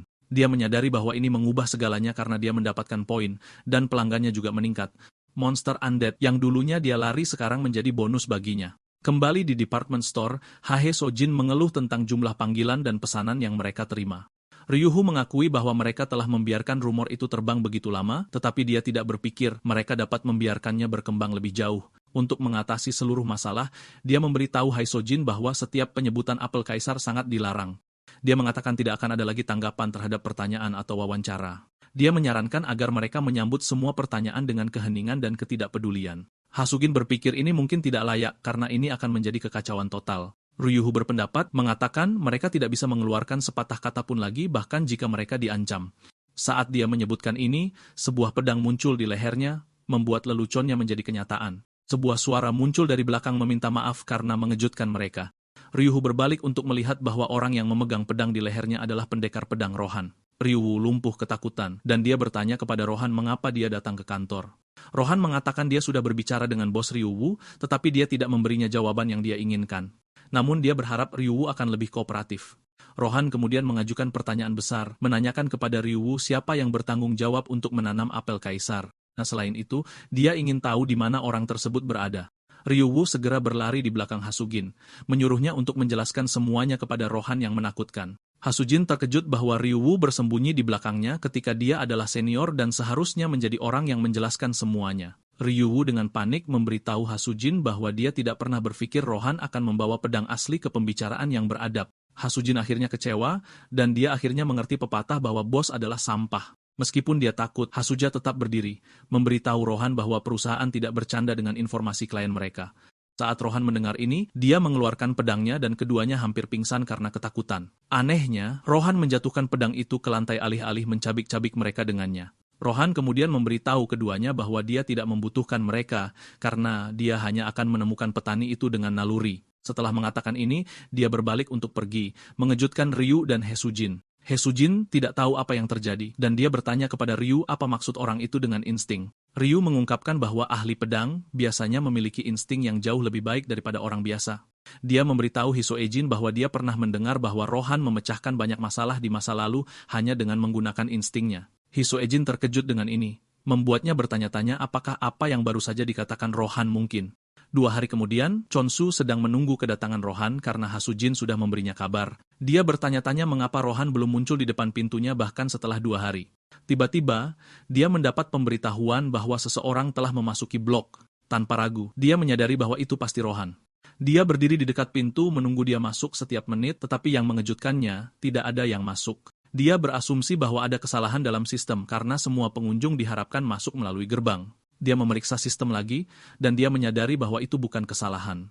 Dia memutuskan untuk memeriksa sekelilingnya untuk berjaga-jaga, dan tiba-tiba dia dikejutkan oleh kejutan besar. Chonsu menyaksikan Rohan merobohkan sebagian penghalang hanya dengan pedangnya.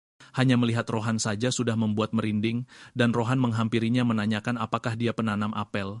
Chonsu mencoba menyembunyikan kegugupannya dengan menyambut Rohan sebaik mungkin. Rohan langsung ke intinya, memberitahu Chonsu bahwa dia ada di sana untuk membeli apel. Chonsu terkejut dengan permintaan mendadak itu, dan dia bertanya kepadanya berapa banyak apel yang ingin dia beli. Rohan berkata dia ingin 100 apel, tetapi jika dia bisa mendapatkan 200, dia tidak keberatan. Ini mengejutkan Chonsu, dan dia berteriak, memberitahu Rohan bahwa apa yang baru saja dia minta itu praktis tidak mungkin. Chonsu menyebutkan bahwa batas apel yang bisa dia jual adalah 50. Tanpa berdebat, Rohan berkata dia baik-baik saja dengan 50 apel. Chonsu kemudian bertanya kepadanya harga berapa yang bersedia dia tawarkan untuk apel, dan Rohan mengatakan 200.000 emas masing-masing. Ini mengejutkan Chonsu, yang memberitahu Rohan bahwa mereka tidak menawarkan pengemasan seperti toko, tetapi Rohan sama sekali tidak keberatan. Chonsu juga bertanya kepadanya apakah dia sadar bahwa dia baru saja menyebutkan harga department store, dan Rohan meyakinkannya bahwa dia sadar. Jumlah uang yang ditawarkan Rohan sangat gila, sehingga Chonsu sudah berpikir untuk menjual lebih banyak untuknya. Chonsu kemudian membawa Rohan ke pohon apel, dan Rohan sudah mengeluarkan air liur dari apel lezat yang akan dia makan. Chonsu berjalan ke pohon, dan dia mengaktifkan keterampilan berkah kelimpahan. Tanpa penundaan, beberapa apel muncul di pohon, dan Chonsu mengeluarkan sabitnya, menyuruh Rohan memberinya waktu sebentar saat dia memanen apel. Namun, Rohan mengatakan kepadanya bahwa tidak perlu melakukan ini. Dia mengeluarkan pedangnya, dan dalam hitungan detik dia menebang semua apel, membuat Chonsu dalam keadaan ngeri. Dia tidak ingin mempercayai matanya, dan dia hanya berasumsi bahwa apa yang baru saja terjadi hanyalah bug. Setelah menyelesaikan kesepakatan, Rohan mengirimkan uang yang disepakati kepada Chonsu, dan dia meyakinkannya bahwa dia akan berkunjung lagi lain waktu. Tepat ketika Rohan hendak pergi, Chonsu menghentikannya. Khonsu menyadari bahwa Rohan mungkin sangat membantu baginya mengenai blok baru. Chonsu kemudian bertanya kepada Rohan, apakah dia tertarik dengan tanaman lain karena dia baru saja menanamnya, dan dia cukup yakin bahwa Rohan akan menyukainya. Dengan wajah datar, Rohan bertanya kepadanya tanaman apa yang dia bicarakan, dan Chonsu berkata kentang. Dia bahkan belum selesai mengatakan ini ketika Rohan mengatakan dia tidak tertarik. Chonsu terus mendesak, mengatakan dia punya ubi jalar dan kacang-kacangan, tetapi jawaban Rohan tetap sama. Setelah menolak semua permintaannya, Rohan mengatakan dia akan pergi. Menyadari bahwa Rohan sangat penting untuk rencananya, Khonsu melakukan langkah putus asa untuk memberitahu Rohan bahwa dia akan memberinya lebih banyak apel daripada yang telah mereka sepakati. Chonsu dapat merasakan bahwa Rohan bukanlah orang jahat, bahkan jika dia tampak aneh dan liar. Chonsu kemudian memberitahu Rohan bahwa dia perlu mengambil alih blok lain jika dia ingin melanjutkan dengan pasokan apel yang stabil. Untuk melakukan ini, dia memberitahu Rohan bahwa dia akan membutuhkan bantuannya, dan sebagai imbalannya dia akan membayarnya dengan apel. Chonsu bertanya-tanya apakah rencananya akan berhasil ketika Rohan menghampirinya, mengatakan kepadanya bahwa dia telah menyetujui tawaran itu. Tanpa membuang waktu, Rohan menuju ke blok baru, dengan Chonsu berlari mengejarnya hanya untuk mengimbangi. Khonsu terkejut bahwa Rohan segera menuju ke blok, dan dia mulai bertanya-tanya seberapa kuat orang itu. Khonsu memperhatikan bahwa tanahnya basah dengan cairan aneh yang sangat berbeda dari bloknya sendiri. Chonsu menatap sepatunya yang kotor ketika seekor monster muncul di belakangnya. Sebelum monster itu bisa menjadikannya makanan, Rohan menyeretnya pergi, menyuruhnya untuk tetap berada di belakangnya karena berkeliaran itu berbahaya. Chonsu tidak percaya bahwa Rohan menggunakan kata berbahaya, padahal dialah yang berbahaya. Chonsu terkejut bahwa dia hampir dimakan oleh monster yang menyamar sebagai tanaman. Chonsu kemudian memberitahu Rohan bahwa dia tidak perlu melakukan terlalu banyak karena dia yang akan mengelola blok itu pada akhirnya. Chonsu ingin menyingkirkan monster itu sendiri. Dia mengaktifkan pemenggalan, dan dia mulai menebang monster seolah-olah mereka bukan apa-apa. Setelah selesai, dia mengaktifkan berkah kelimpahan. Sementara itu, Hasujin telah memasuki blok, dan dia bergerak ketika dia mendengar Chonsu memanggil namanya. Dia melihat ke bawah untuk memeriksa Chonsu dengan senyum cerah di wajahnya, tetapi senyum itu menghilang ketika dia melihat Rohan dengan Chonsu mengerjakan tanaman. Hasujin bergegas turun untuk menanyakan kepada Chonsu apa yang terjadi, dan Chonsu mengatakan bahwa karena dia berencana untuk mengambil blok-blok di sekitarnya, dia memutuskan untuk menancapkan kakinya di daerah tersebut. Hasujin berteriak kepadanya bahwa dia tidak peduli dengan apa yang dia lakukan, tetapi dia lebih tertarik mengapa Rohan bersamanya. Chonsu kemudian menjelaskan kesulitannya saat ini kepadanya.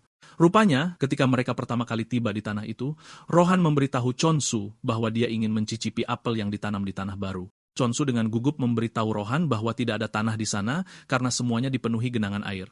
Saat Rohan mendengar ini, dia mengeluarkan pedangnya dan mengayunkannya dengan sangat keras untuk membersihkan sebagian besar tanah. Dia membersihkan rumput, mengubahnya menjadi ruang di mana Chonsu dapat menanam benih. Chonsu dicekam keterkejutan ketika dia melihat ini, dan dia tidak membuang waktu untuk menanam benih.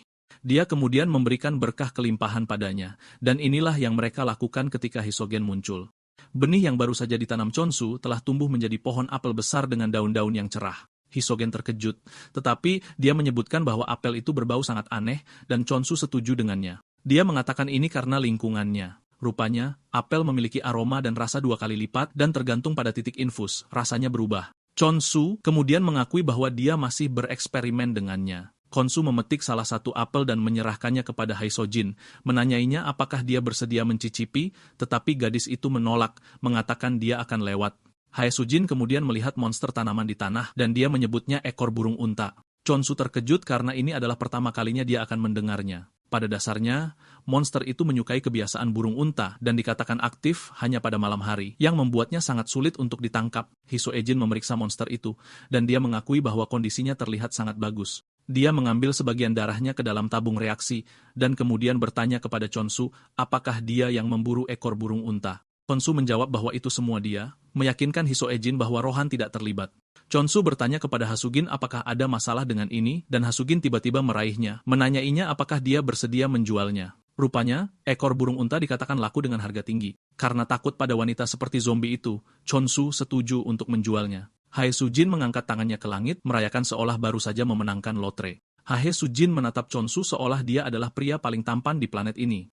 Hae Sujin tidak habis pikir Chonsu terampil dalam bertani dan bertempur. Selain itu, dia bahkan memiliki seorang ahli pedang di sisinya. Hae Sujin tidak bisa menyembunyikan fakta bahwa bertemu Chonsu adalah berkah baginya. Hae Sujin memimpikan beberapa produk yang mungkin masih berkesempatan untuk dijual ketika Chonsu memanggil namanya. Hae Sujin kesal karena dia merusak imajinasinya, dan dia bertanya kepadanya apakah dia menginginkan sesuatu darinya. Chonsu mengingatkannya bahwa dia memesan beberapa barang, dan Hae Sujin melihat ke dalam tas untuk mulai mengeluarkan semua barang yang dipesan Chonsu, seperti benih tanaman pengendali hama. Ada juga kit konstruksi bangunan bersamanya. Dalam waktu singkat, Chonsu membangun rumah portabel untuk para petualang, dan dia juga menanam benih pengusir hama di daerah tersebut. Ini membuat Hae Sujin terkejut karena dia tidak tahu bahwa Chonsu memiliki kemampuan untuk menumbuhkan tanaman dalam waktu singkat. Hae Sujin terus bertanya-tanya, orang macam apa Chonsu itu? Segera setelah itu, dia membeli blok baru, membuat Dewi dan pengikutnya bersukacita seperti bayi. Chonsu juga senang karena akhirnya dia menjadi pemilik tanah. Rupanya, satu blok biasanya terdiri dari 100 unit kepemilikan, dan setelah semuanya diperoleh, faksi tersebut mendapatkan kepemilikan. Chonsu sangat senang karena kembali ke bumi, dia hampir tidak bisa mendapatkan satu kamar pun. Selain itu, pembelian tanah dilengkapi dengan banyak fitur baru, dan yang paling penting adalah fitur penetapan sifat blok. Chonsu mendapat tip dari sistem, yang mengatakan kepadanya bahwa sifat yang dapat ditetapkan ke blok bergantung pada Dewa Rasul atau sifat blok. Chonsu senang mendengar ini karena fitur tersebut sangat cocok dengan sifat Dewi. Sistem memintanya untuk memilih sifat untuk ditetapkan ke blok dan pilihannya adalah pertumbuhan dan kematian. Karena pertumbuhan terdengar lebih baik daripada kematian, dia berpikir untuk memilih pertumbuhan. Selain itu, dia percaya bahwa ini juga akan membantu pertumbuhan Dewi. Chonsu menerapkan sifat pertumbuhan, tetapi semuanya tidak terlihat sepenuhnya berbeda dari kelihatannya. Chonsu menyimpulkan bahwa tidak ada perbedaan yang mencolok karena masih dalam tahap pertama. Dia memeriksa jendela status untuk melihat bahwa sifat pertumbuhan memengaruhi hampir semua hal. Chonsu tersenyum sampai dia menyadari bahwa ada opsi untuk pertumbuhan monster yang muncul di sana. Chonsu hampir pingsan karena ketakutan yang merayapi tubuhnya ketika dia melihat ini. Ini pada dasarnya berarti sifat tersebut memiliki atribut buruk dan baiknya. Salah satu atribut buruknya adalah monster mayat hidup juga ikut serta di dalamnya.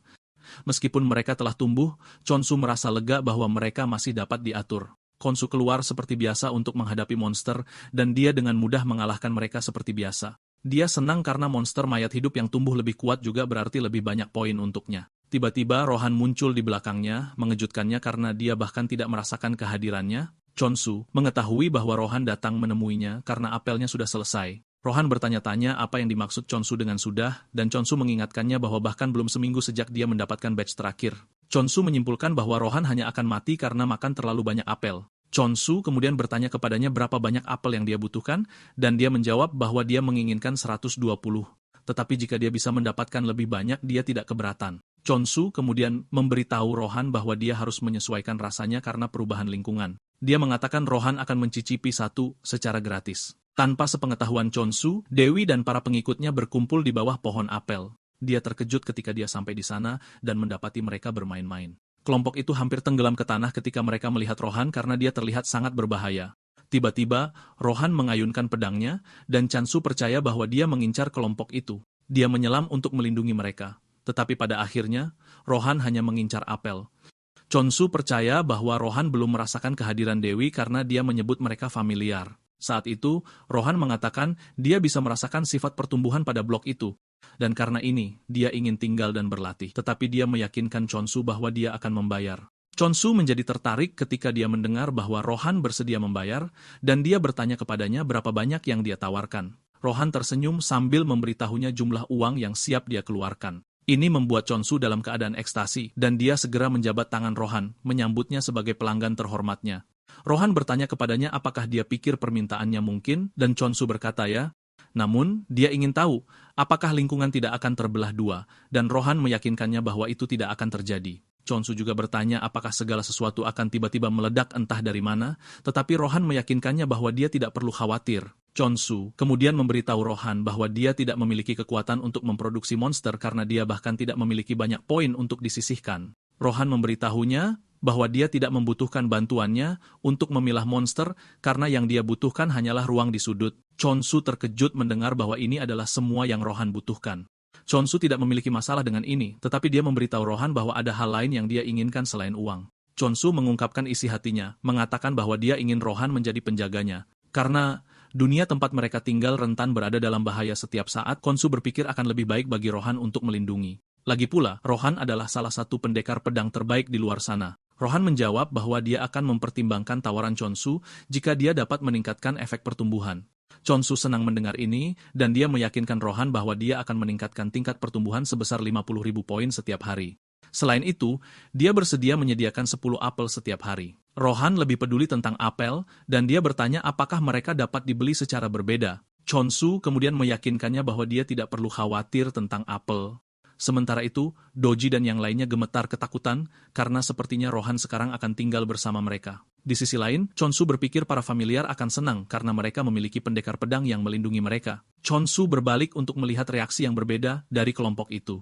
Rohan juga melihat ini, tetapi Chonsu berbohong, mengatakan kelompok itu hanya malu karena dia baru. Chonsu mencoba membuat mereka menjadi akrab dengan Rohan, tetapi kelompok itu malah melarikan diri. Chonsu tidak percaya dengan apa yang dilihatnya, tetapi dia melewati momen memalukan itu untuk memberitahu Rohan permintaan pertamanya. Kemudian, keduanya memeriksa blok lain ketika Rohan merasakan sesuatu di balik semak-semak.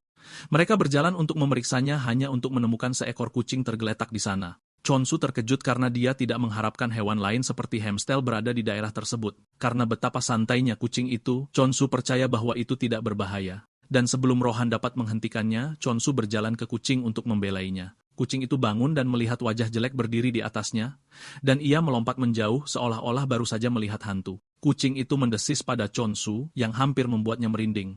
Jendela status kemudian memberitahu Chonsu bahwa kucing itu sebenarnya adalah Rasul Negasi dan telah menyatakan perang terhadap bloknya. Chonsu terkejut karena Rasul itu menyatakan perang hanya karena dia sedikit membelainya. Dengan berlinang air mata, dia bertanya pada Rohan apakah kucing itu adalah Rasul Negasi karena telah menyatakan perang padanya, tetapi Rohan percaya bahwa orang itu berbicara omong kosong. Chonsu menduga kucing itu marah karena disentuh tanpa izin. Chonsu menghampiri kucing itu untuk mencoba menyelesaikan perbedaan mereka sambil bertanya-tanya mengapa dia harus melawan seekor kucing kecil. Saat itu, Rohan mengejutkannya, mengatakan bahwa dia tidak akan melawan kucing itu. Rohan mengatakan para rasul yang akan dia lawan akan muncul melalui perbatasan blok segera. Anehnya, Rohan mengatakan mereka akan menjadi manusia. Chonsu terkejut mendengar ini karena mudah baginya untuk membunuh monster, tetapi manusia adalah cerita yang berbeda. Seolah Rohan tahu apa yang dia pikirkan, dia mengatakan kepadanya bahwa dia bebas untuk membunuh Negasi. Rohan memberitahu Chonsu bahwa mereka memiliki pilihan untuk dibangkitkan di kuil. Chonsu terkejut mendengar ini, dan dia bertanya kepada Rohan apakah dia berbicara tentang pos pemeriksaan, dan Rohan mengatakan, ya. Chonsu menganggap ini sebagai keuntungan yang tidak adil, karena dia dan kelompoknya tidak memiliki kemewahan untuk mendapatkan kesempatan kedua jika mereka gagal. Rasul-rasul Negasi, di sisi lain dapat bertindak sembarangan dan tidak menanggung konsekuensi yang menyertainya. Chonsu bersemangat untuk pertempuran karena dia berada pada posisi yang kurang menguntungkan, dan dia bertanya kepada Rohan apakah dia akan membantunya dengan pertempuran di depan. Rohan menjawab bahwa dia bersedia membantu jika dia bisa. Seperti yang diperkirakan, sekelompok monster setia Negasi dan Rasul manusia muncul di blok.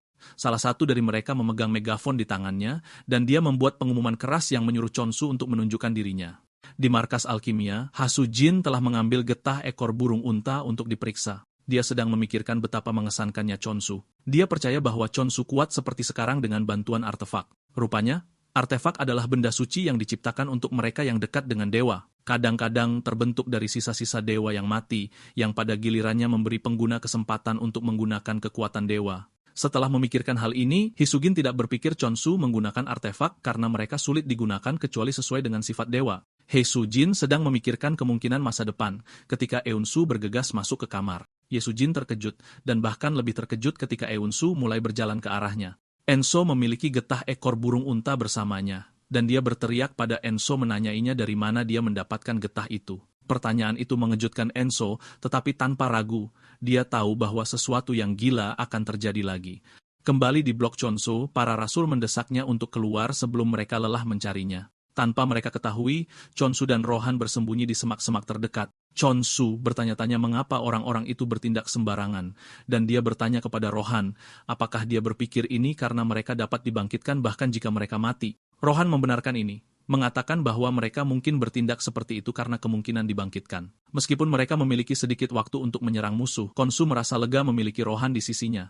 Dia pada dasarnya menaruh semua kepercayaannya pada Rohan. Saat itu, Chonsu melangkah keluar dari tempat persembunyiannya, memegang sabitnya. Rasul itu menatap Chonsu, seperti dia adalah orang yang lemah, dan dia menyuruhnya untuk membawakannya apel. Orang lain mengejek Chonsu, mengatakan bahwa dia kalah jumlah, dan dia tidak memiliki peluang melawan mereka.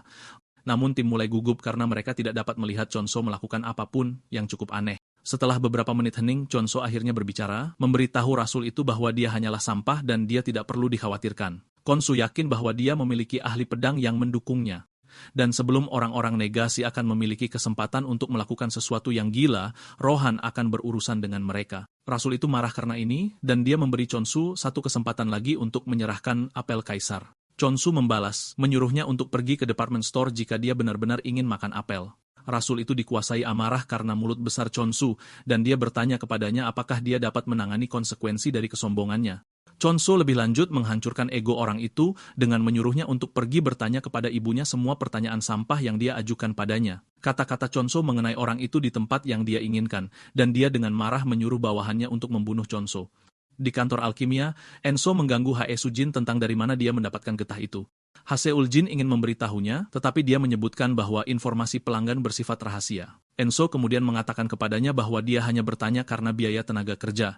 Enso mengaku, mengatakan getah ekor burung unta yang dibawa Haseul Jin memiliki persentase kemurnian yang lebih tinggi daripada yang biasa, yang selalu sulit untuk mempertahankan tingkat kemurniannya. Yunsu mengeluarkan lembaran kontrak dan menyerahkannya kepada Hae Sujin, menanyainya apakah dia dapat terus memasok mereka dengan getah.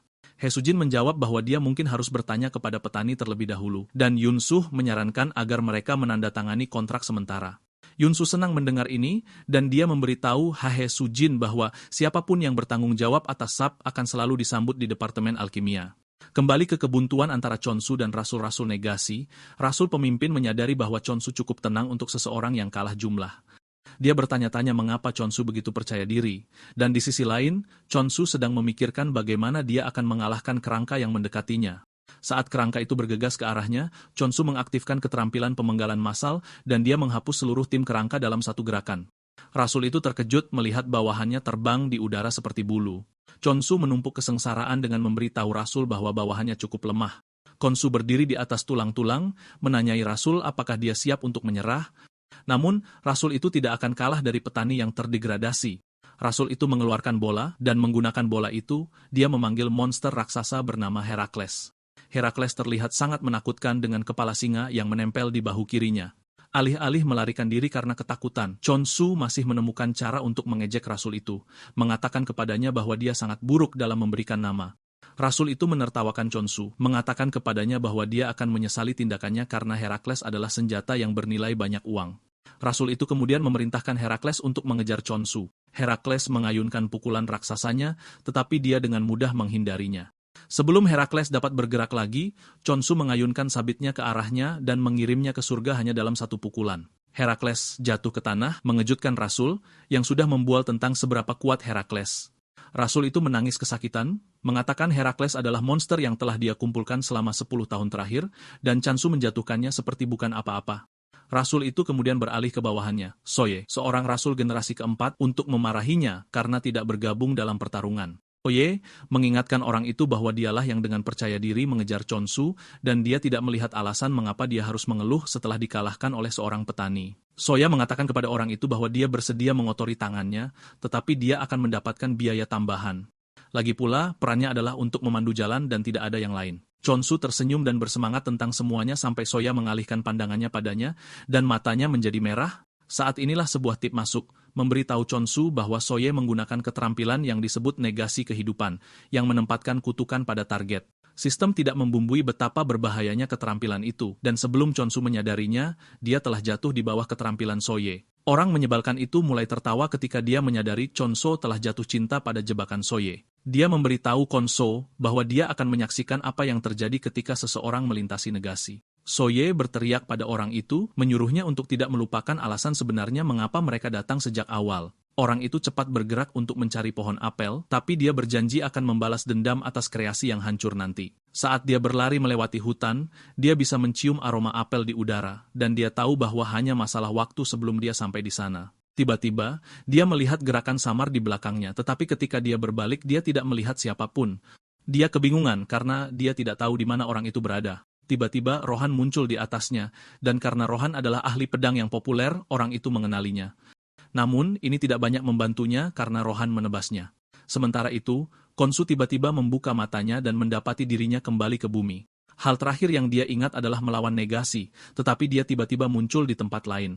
Dia menyadari bahwa semuanya tampak sangat berbeda dari apa yang dia ketahui. Saat itu, dia mendengar orang tuanya memanggil namanya dari belakang. Dia berbalik dan melihat bahwa orang tuanya benar-benar berdiri di sana, dan wajahnya berseri-seri gembira saat dia bergegas ke arah mereka. Dia melompat ke pelukan mereka, dan memeluk mereka erat-erat saat air mata mengalir di wajahnya. Chonso berteriak dengan keras, menanyai keduanya di mana mereka selama ini, dan dia memohon kepada mereka untuk tidak pergi kemanapun lagi. Tiba-tiba, ketakutan terbesarnya mulai terjadi di depannya lagi. Orang tuanya mendorongnya ke samping, dan mereka pergi saat dia berteriak, memohon kepada mereka untuk tidak pergi. Chonsu berteriak kesakitan, tetapi tiba-tiba, Rohan menariknya keluar dari mimpi aneh yang sedang dialaminya.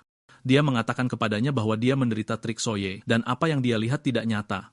Rohan memukul Soye di lengan saat mencoba menyelamatkan Chonsu, dan dia tidak percaya bahwa Rohan berada di tempat seperti ini.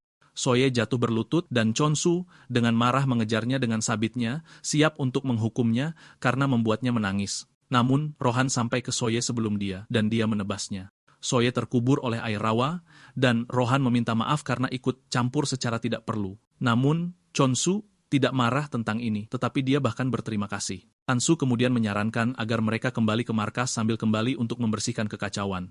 Rohan bertanya kepadanya apa rencana masa depannya, dan dia mengungkapkan bahwa rencananya adalah menjadi kekuatan terkuat di dunia. Namun, hal pertama yang akan mereka lakukan adalah mengambil alih setiap blok di sekitarnya. Dia bertanya kepada Rohan apakah dia dapat terus membantu dengan ini, dan Rohan meyakinkannya bahwa dia tidak punya alasan untuk menolak selama dia membayarnya dengan apel. Chonsu kemudian meyakinkan Rohan bahwa dia akan membayarnya dengan apel sebanyak yang dia inginkan.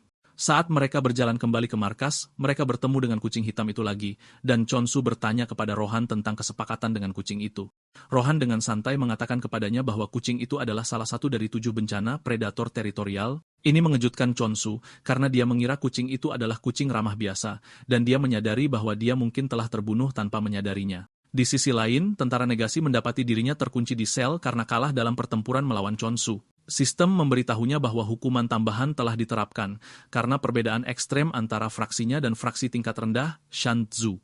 Dia diharuskan membayar 1.000 koin emas sebagai hukuman, dan ini mengejutkan orang itu karena dia tidak berpikir perbedaan kekuatan itu adil. Dia menolak untuk membayar uang itu, mengklaim bahwa ada ahli pedang yang mendukung Shanzu. Sistem kemudian mengakui penolakan orang itu untuk membayar sebagai ketidakmampuan untuk membayar hutang yang diperlukan dan akan dipindahkan ke negasi. Orang itu melihat ini dan dia panik mendesak sistem untuk kembali karena dia sekarang siap untuk membayar. Saat itu, dia diseret keluar dari selnya oleh monster mayat hidup. Dan untuk memperburuk situasinya, seorang rasul negasi yang menakutkan, Dan He, muncul. Dia menyuruh orang itu untuk menjelaskan dengan hati-hati apa yang terjadi jika dia tidak ingin menderita nasib yang lebih buruk daripada kematian. Orang itu memberitahu Dan He bahwa dia menemukan situs budidaya untuk apel kaisar, dan percaya bahwa orang itu berbohong untuk menyelamatkan dirinya sendiri, tetapi dia bersumpah mengatakan Rohan adalah orang yang mengganggu rencananya. Dan masih tidak mau mempercayai ini, karena dia sangat menyadari bahwa reparasi tidak akan ditetapkan terlalu tinggi jika Rohan telah berjuang bersama Chonsu. Orang itu terus memberitahu dan bahwa dia mengatakan yang sebenarnya. Dia menyebutkan bahwa Soye juga dikalahkan, dan ini mengejutkan Dan. Dan kemudian berdiri dari tempat dia duduk, dan dia berjalan menuju orang itu. Orang itu hampir kehilangan ego kecilnya yang jantan saat wanita menakutkan itu berjalan mendekatinya. Danha kemudian memberitahu orang itu bahwa mereka tidak dapat meminta pertanggungjawaban Soye, yang berarti dia yang akan menderita konsekuensi dari kegagalan mereka. Danha tersenyum jahat sambil memberitahu orang itu bahwa dia punya usul. Dia meraih kepala orang itu dan memasukkannya ke dalam kontrak yang akan membuatnya menjadi tahanan sampai dia memenuhi keinginannya. Dia menyuruh orang itu untuk pergi ke situs budidaya dan mulai mengerjakannya. Orang itu berpendapat bahwa ini tidak mungkin, tetapi Danha mengancam akan mengubahnya menjadi mayat hidup jika dia tidak bekerja sama. Dia memberitahu dia bahwa satu-satunya cara dia keluar dari kekacauan ini adalah dengan menemukan cara untuk menyusup ke situs budidaya apel.